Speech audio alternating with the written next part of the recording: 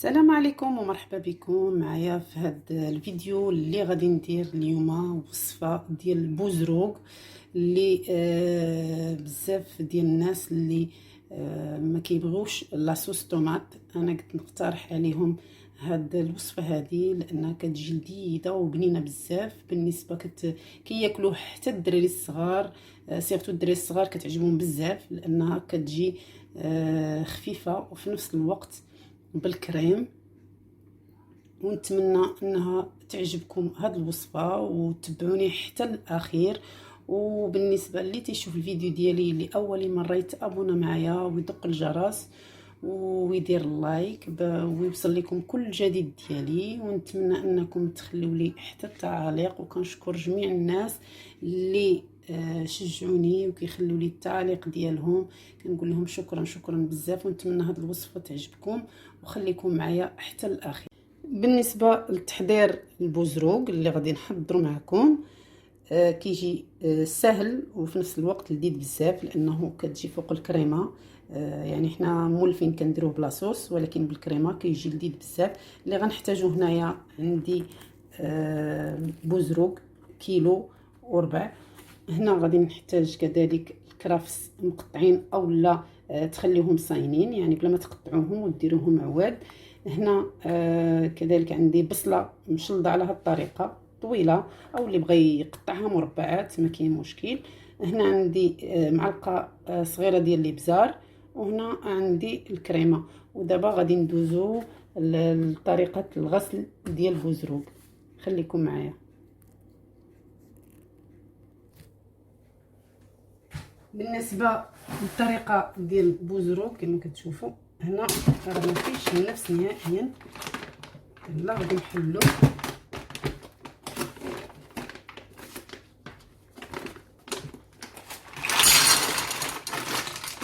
كما كتشوفوا، وغادي نطلق عليه الماء نريد نحضرو.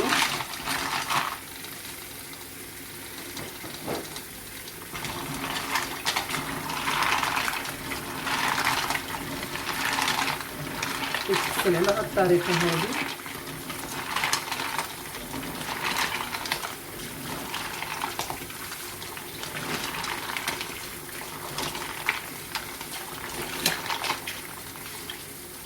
كما كتشوفوا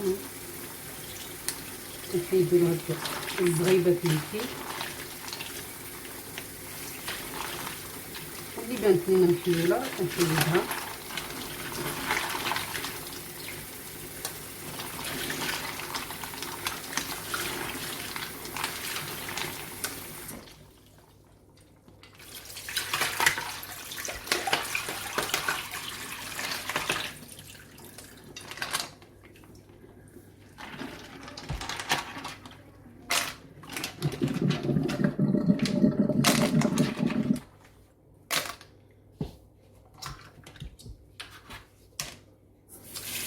كنعاود حتى 3 مرات. دابا غادي نطلق عليه الماء وغادي نخليه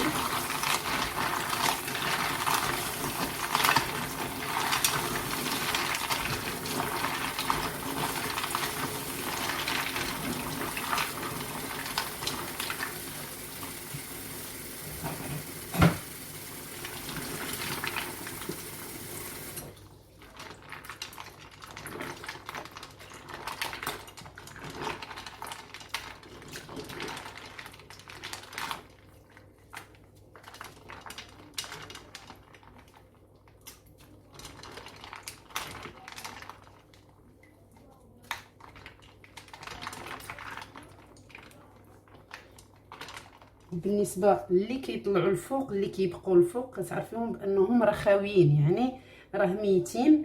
ما كنديرهمش، يعني بحال دابا هادو كلهم غادي نحيدهم. هادو اللي هنا كلهم غادي يطيحوا، يعني بانهم خاويين ما فيهم والو كما كتشوفوا. واللي مزيانين هما اللي كيبقاو لتحت كما كتشوفوا. دابا غنستمر نغسل هادو، هما دابا كيدخل ليهم الماء لداخل ودابا بداو يتحلوا. هادو اللي محلولين بحال هكا كيترماو ما تيداروش. دابا انا غنحاول نغسلو مزيان باش اللي ما مزياناش كتحل وكنرميها، يعني ما خصنيش نطيبها.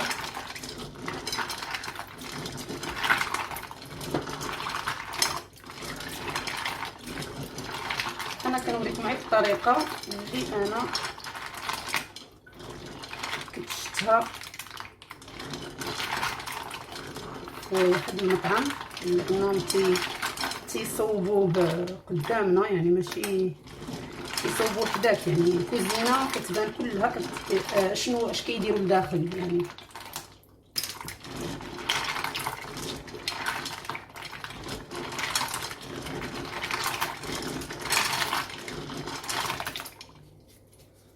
من بعد نجيب الصفايه وغادي نعاود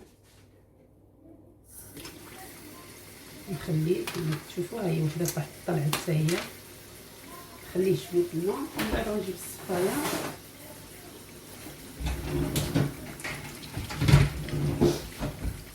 وغادي نصفيه.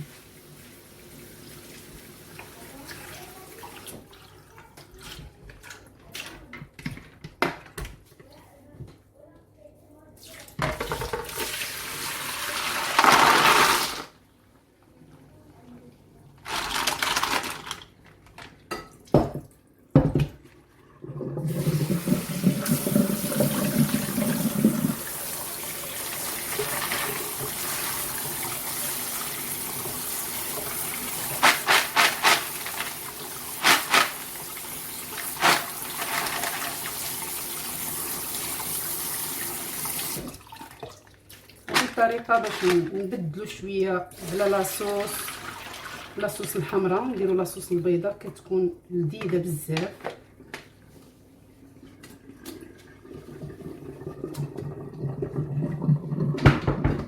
ودابا غادي ندوزو لطريقه التحضير. بما حيدت جمعت هاد البزروق هذا اللي ما صالحش، غادي نرميه. خليكم معايا.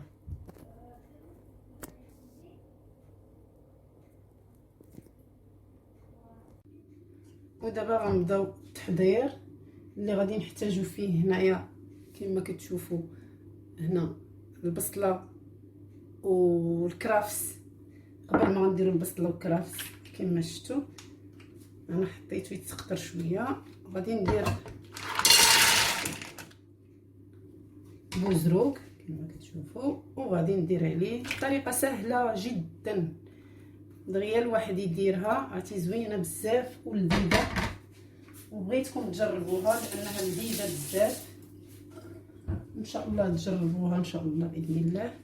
وغادي ندير شويه الابزار، كثرش بزاف على حسب الدراري ما كياكلوش الحار.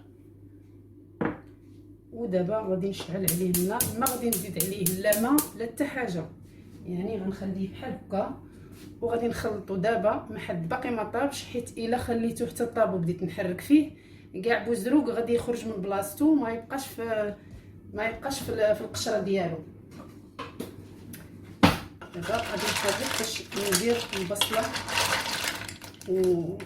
والكرافس كما كتشوفوا. دابا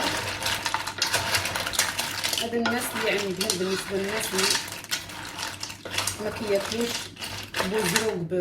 كياكلوش بوزروق بلا صوص طوماط، كاين بزاف الناس اللي ما كياكلوش صوص طوماط على حساب المعده وداكشي. نفضل انه ياكلوا على هاد الطريقه هذه ويجربوها وحتى الاخير ان شاء الله. عادش من بعد غادي نزيد، ما غاديش نسد عليه، غادي نخليها بحال هكا. الاخير غادي نزيد عليه الكريم من الفوق. ونتلاقى بكم. وعلى ذكر بوزروق ما كيطيبش بزاف، كاع الماكسيموم تقريبا واقيلا شي ما كاملاش 15 دقيقه، يعني 10 دقائق بحال هكا كاين صافي، لان كتكون كيطيب بسهوله دغيا كيطيب. وانا دابا غادي نخليه باش يطيب ان شاء الله، وغادي نتلاقى بكم.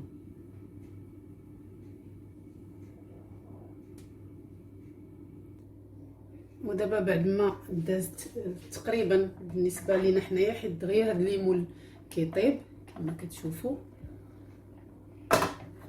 دابا غادي نزيد كريم على هاد الشكل هذا، وغادي نسد عليه تاني. غادي غير نسد عليه صافي، حيت الكريم ما خصناش نطيبوها.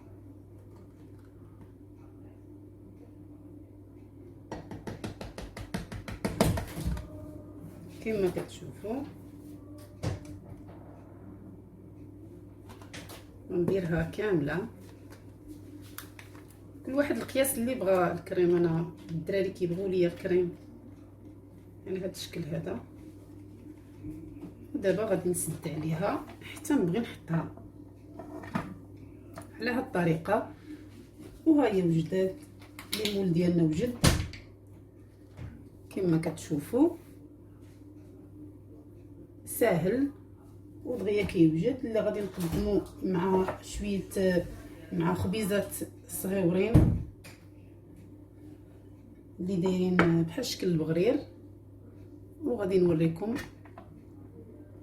نورمالمون هذا كيتقدم مع الفريت، انا ما غاديش ندير الفريت حيت بالنسبه للفريت درت في بلاصتو هاد الخبيزات هادو دايرين بحال شكل البغرير، بغيريرات صغيورين اللي غيتكالوا مع السومو. وقلت من الاحسن بلا ما ندير للدراري الفريت، قلت نكتفي بهذه الطريقه هذه. وان شاء الله خليكم معايا حتى تشوفوا التقديم.